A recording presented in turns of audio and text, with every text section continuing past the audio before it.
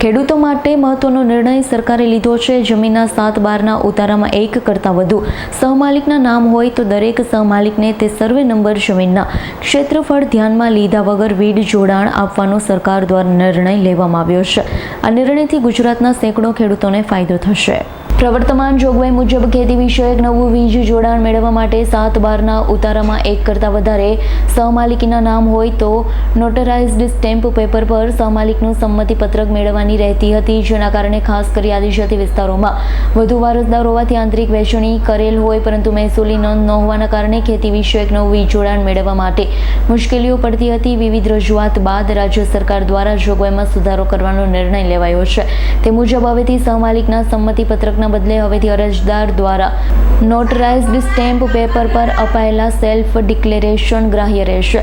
વીજ જોડાણ મેળવવા માટે અરજદારનું નામ 7/12 ઉતારામાં નોંધાયેલું હોવું જોઈએ। પાણીનો સ્ત્રોત, કૂવો, બોર અલગ હોવો જોઈએ।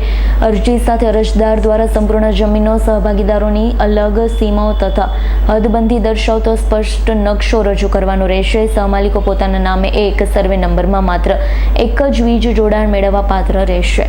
જયેશ પટેલ, ખાસ કરીને સમગ્ર ગુજરાતમાં ખેડૂતો વીજ કનેક્શન મારફત વીજળી લઈને પોતાના ખેતરોમાં પિયતની વ્યવસ્થા કરતા હોય છે।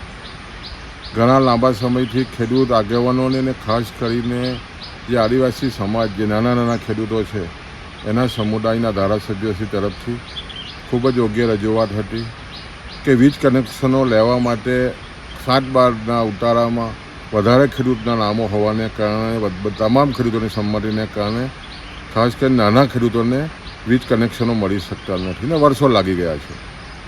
આ રજૂઆતને ધ્યાન લઈને આદરણીય મુખ્યમંત્રીશ્રી અને ખાસ કરીને ઉર્જામંત્રી કનુભાઈએ જે રીતે નિર્ણય લીધો છે એને કારણે નાના અને ખાસ કરીને આદિવાસી સમાજના જે ખેડૂતો છે એને તરત જે વર્ષો લાગી ગયા વીજ કનેક્શનોમાં તમામની સંમતિ લેવામાં, અને એને કારણે પોતાના ખેતરોમાં જે રીતે વીજ કનેક્શનો ન આવવાને કારણે પોતાના ખેતરોમાં પિયત વ્યવસ્થા ન થવાને કારણે પોતાનો વિકાસ ન કરી શક્યા। પણ રાજ્ય સરકાર જે રીતે ત્વરિત નિર્ણય લીધો છે, ખાસ કરીને કે 7/12ના ઉતારામાં ગમે તેટલા ખેડૂતોના નામ હોય પણ કોઈનું સંમતિ વગર પોતે જે 7/12ના ઉતારામાં પોતે જે કૂવો અને બોર હોય અને વીજ કનેક્શન લેવા માગતા હોય તેવા તમામ ખેડૂતોને તાત્કાલિક ધોરણે વીજ કનેક્શન આપવાની જે વાત સ્વીકારી છે, આને કારણે ખાસ કરીને નાના ખેડૂતોને ખૂબ જ મોટો ફાયદો થવાનો છે। આ નિર્ણયથી સમગ્ર ખાસ કરીને દક્ષિણ ગુજરાતના આદિવાસી જે ખેડૂતો છે એને ખૂબ જ મોટો ફાયદો થવાનો છે। આ નિર્ણયને અમે વધાવીએ છીએ।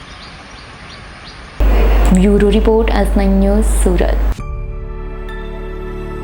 અમારી તમામ માહિતીથી અપડેટ રહેવા માટે જોડાયેલા રહો S9 ન્યૂઝ સાથે।